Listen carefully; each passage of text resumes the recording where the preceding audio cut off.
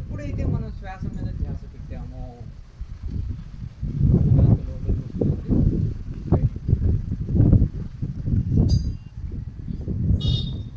అని గమనిస్తాం. అలా గమనించేటప్పుడు శ్వాస శ్వాస మనకి ఇష్టంగా కానీ అయిష్టంగా కానీ ఉండదు.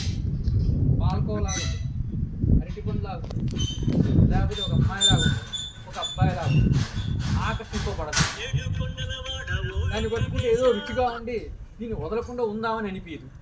అంటే అది ఎలా ఉంది? న్యూట్రల్గా, నిష్పక్షపాతంగా ఉంది. ఏ వస్తువు అయినా, ఈ ప్రపంచంలో ఉన్న ఏ వస్తువునైనా న్యూట్రల్గా ఉంటే, నిష్పక్షపాతంగా ఉంటే, అది కోపాన్ని కానీ, ఆనందాన్ని కానీ, బాధని కానీ, ఇష్టాన్ని కానీ, అయిష్టాన్ని కానీ ప్రేరేపింపకుండా ఉండే విధంగా ఉంటే, దాన్ని కానీ మనం గమనిస్తే అప్పుడు ఏం జరుగుతుంది?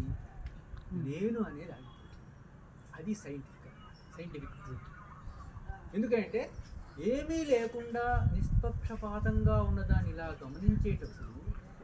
గమనిస్తూ ఉండేటప్పుడు, ఇంకా అలాగే గమనిస్తూ ఉన్నప్పుడు ఈ ఆకర్షింపబడేది ఏం లేదు కదా.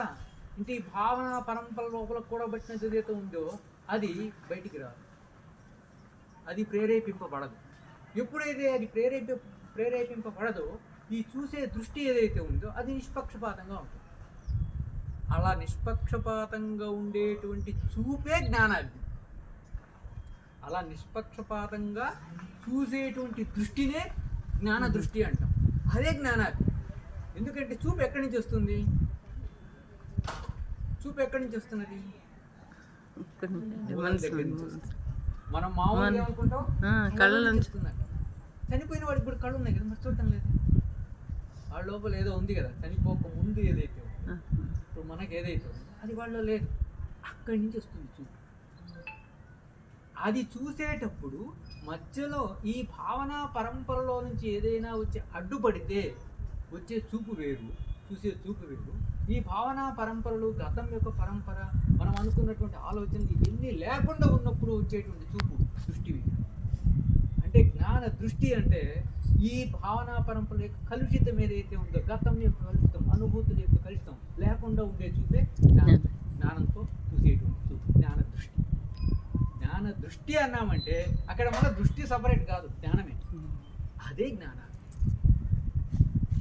అలా మనం శ్వాసను కానీ దేనినైనా నిష్పక్షపాతంగా ఉన్నటువంటి దానిని, అంటే నిష్పక్షపాతం అంటే ఇక్కడ ఏంది అంటే నీ భావనలు, నీ గతాలు, నీ యొక్క జ్ఞానంలో నువ్వు కూడబెట్టుకున్నటువంటి, పోగు చేసుకున్నటువంటి, నిల్వ చేసుకున్నటువంటి దానిని కదిలించకుండా ఉండేటువంటిది ఏదైనా ఉందంటే ఈ ప్రపంచంలో, దాన్ని చూస్తూ ఉంటే నీ జ్ఞాన దృష్టికి అడ్డుగా ఈ గతం యొక్క భావనల యొక్క పొరలు రావు. సపోజ్ ఆకును అలా చూస్తున్నాం, చెట్టు ఉంది, చెట్టును అలా చూస్తున్నాం, దేన్నైనా చూస్తున్నాం. ఆ చూసినప్పుడు మనకి ఏ గతానికి సంబంధించిన ఆలోచనగా రాకుండా ఉంటే అది జ్ఞాన దృష్టి. అదే గుర్తు. శ్వాసను చూసేటప్పుడు అదే జరుగుతుంది. ఏం జరుగుతుంది? ఈ భావనల పరంపరలు, మన యొక్క కలుషితం యొక్క ఇంప్యూరిటీ ఏదైతే ఉందో ఆ ఇంప్యూరిటీ యొక్క పొరలు ఉండవు. ఆ ఇంప్యూరిటీ యొక్క పొరలు లేకపోతే ఏమున్నట్టు అక్కడ జ్ఞాన దృష్టి. జ్ఞాన దృష్టి ఉందంటే దృష్టి పక్కన పెడితే ఉన్నది జ్ఞానమే. కాబట్టి అదే అగ్ని. సో ఇప్పుడు నువ్వు శ్వాసను గమనించేటప్పుడు, శ్వాసను చూసేటప్పుడు నిజమైన అగ్నిలో ఏమి దహించబడుతున్నది? మన పూర్వం మనం కల్పించుకున్నటువంటి కర్మలు ఏవైతే ఉన్నాయో అవన్నీ దహించబడుతున్నాయి. అంటే వాస్తవానికి ఏం దహించబడుతుంది? నేను దహింపబడుతున్నది. ఎవడైతే ఇప్పుడు చూస్తున్నాడో శ్వాసను నిష్పక్షపాతంగా, డైరెక్ట్గా, ప్రత్యక్షంగా, ఏ అనుభూతులతో లేకుండా యాజ్ ఇట్ ఈజ్గా చూస్తున్నాడు. అంటే శ్వాస వస్తున్నది, ఇప్పుడు దాన్నే మనమేం కదిలించటం లేదు, దాన్ని ఎక్కువ కావాలనుకోవటం లేదు, దాన్ని వేడిగా ఉంటే చల్లపరచాలనుకోవటం లేదు, కేవలం చూస్తున్నాం జరిగేదాన్ని, సహజంగా వచ్చేటువంటి గాలిని అలా చూస్తున్నాం. ఇది సైన్స్ అన్నమాట. సహజంగా వచ్చేదాన్ని అలా మనం గమనిస్తున్నాం. ఎప్పుడైతే సహజంగా వచ్చేదాన్ని సహజంగా గమనిస్తుంటూ ఉంటామో అది జ్ఞానము. మధ్యలో వచ్చేటువంటి పొరలన్నీ లేవు, అప్పుడు ఆ జ్ఞానం కదా, అదే అగ్ని. అది దేన్ని దహిస్తున్నది?